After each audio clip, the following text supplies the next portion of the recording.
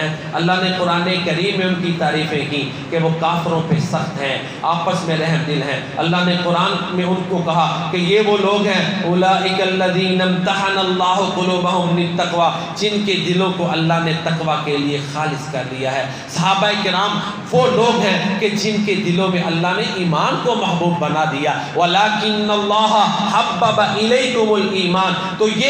یہ نبی کریم صلی اللہ علیہ وسلم کی تعلیمات اور اللہ کے فضل کا نتیجہ تھا کہ صحابہ کرام اخلاق میں بھی بہترین بن گئے، سوچ میں بھی بہترین ہو گئے، کردار میں بھی بہترین ہو گئے، اور پھر وہ توحید کا جھنڈا لے کے اٹھے تو پھر پوری دنیا میں انہوں نے اللہ کی توحید کا جھنڈا گاڑا۔ اور وہ وقت آیا کہ اقبال نے بھی کہا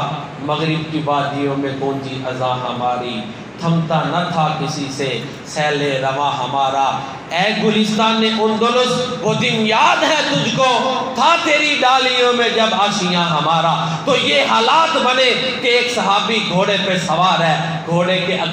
اگلے قدم سمندر میں تھے اس کے کنارے پہ، اور کہتا ہے یا اللہ اگر آگے بھی خشکی ہوتی تو تیری توحید کا جھنڈا گاڑ دیتا۔ حالات تو یہ ہونے چاہیے تھے، ان کی تعریفیں ہوتی، ان کو جو ہے نا وہ کریڈٹ دیے جاتے، فلاں علاقہ فلاں صحابی نے فتح کیا، فلاں نے کیا، کیونکہ میرے نبی نے ان کی تربیت کی۔ جب شاگرد اچھے کارنامے کرے تو کریڈٹ استاد کو بھی جاتے ہیں کہ نہیں جاتے، لیکن دکھ کی بات دشمن کامیاب ہو گیا، وہ دو جنگوں کو ہی بار بار دہراتے ہیں، اتنی بڑی وہ بھی چھوٹے پیمانے کی جھڑپیں ان کو بڑھا چڑھا کے، باقی جو صحابہ کرام کی جو قربانیاں ہیں ان کو نہیں بتاتے۔ اللہ کے نبی نے تو تربیت ایسی کر دی تھی۔ آخری بات کہ حضرت خالد بن ولید رضی اللہ تعالیٰ عنہ ایک جنگ کے موقع پر عیسائی جو مد مقابل تھے ان میں سے ایک بوڑھا پادری آیا، ایک پیالہ لایا زہر کا، کہتا ہے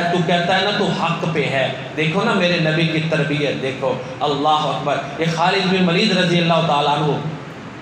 انسانیت کی تاریخ میں اس جیسا جرنیل کوئی نہیں، اور یہ میرے نبی کی تربیت کے اثرات تھے، اللہ کا فضل تھا، پیارے نبی صلی اللہ علیہ وسلم کی تربیت کے اثرات تھے۔ وہ بوڑھا پادری پیالہ لے کے آ گیا، اگر تو حق پہ ہے تو یہ پی جا، تو بچ گیا تو ہم سمجھیں گے تو حق پہ ہے۔ جا کے اس نے پھر اپنے لوگوں کو کہا کہ اگر یہ پیے گا نا پیالہ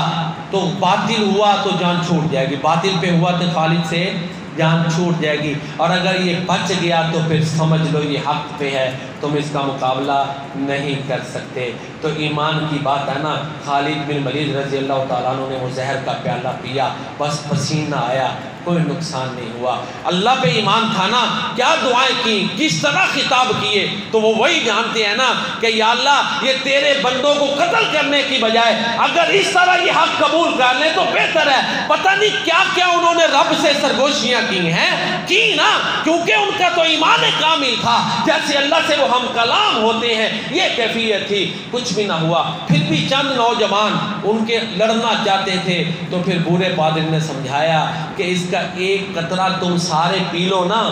تو تم میں سے ایک بھی نہیں بچتا، جس زہر کا پورا پیالہ خالد نے پی لیا، تم اس کا مقابلہ نہیں کر سکتے۔ تو یہ ایمان کی کیفیت یہ تھی، تو ان کا ایمان اللہ پہ دیکھیں کس قدر ہوا، اخلاق کیسے ہوئے۔ تو اسی لیے آج اگر ہم چاہتے ہیں کامیاب ہوں تو اللہ کے نبی نے فرمایا تھا، کسی مولوی کے بارے میں نہیں فرمایا، کسی کے بارے میں نہیں کہا میں اور میرے صحابہ جس طریقے پہ اس کو اپنا لو، یہی سیدھا راستہ۔